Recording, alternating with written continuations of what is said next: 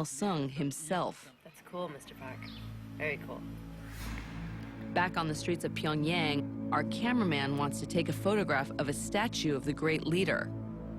It's huge, so he lies on the ground to make it fit in his shot.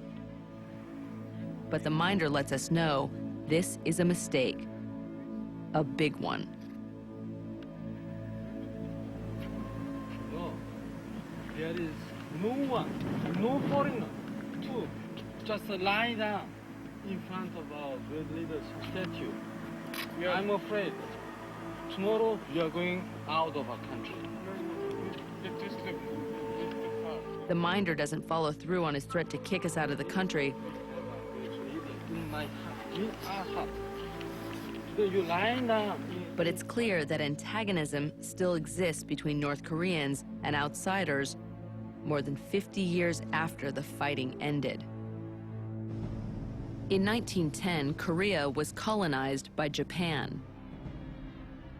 The brutal occupation ended more than 1,000 years of Korea's reign as a sovereign nation and was a major source of shame. Japan lost Korea in World War II, and the country was split between the American-backed South and the Russian-backed Communist North, led by a young rebel named Kim Il-sung. In 1950, Kim Il-sung invaded the South to unify the country, and the U.S. opposed communist expansion at all costs. As many as 4 million people died in the Korean War, which included some of the most brutal warfare the world has known. In a 4-month period alone, the U.S. dropped nearly 1 million gallons of napalm. 18 of 22 major cities in North Korea were at least half obliterated. In 1953, after 3 years of fighting, Korea remained divided in almost exactly the same place as it had been before the war began, the 38th parallel. While most people think the war ended more than 50 years ago, there never was a peace treaty. And more than 19,000 days later, the very, very long ceasefire continues today.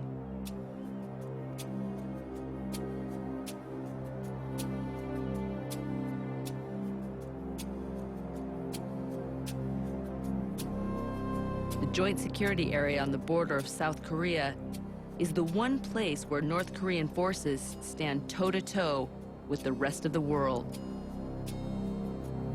On one side of this concrete marker is North Korea. On the other, the joint American-South Korean forces.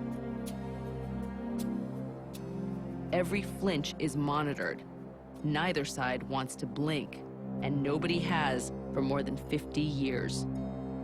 In this unique area, each side shows its best face. The North puts only well-fed top officers here, and the South stacks their side with men who are at least 5'8" or taller. But only one side is worried that their soldiers might want to defect across the divide. You can see on the North Korean side how they're set up. They have 2 soldiers watching each other, so neither of them defect. And then they have their leader to the north, making sure that no one else from the north will come down and defect. With everyone watching, no one can cross here. And defecting anywhere else along the DMZ is nearly impossible. The DMZ, or Demilitarized Zone, is a 2.5-mile wide buffer that runs 148 miles along the border of North and South Korea. With more than 1 million landmines, high-voltage electric fences, and nearly 2 million soldiers, crossing over is almost certain suicide.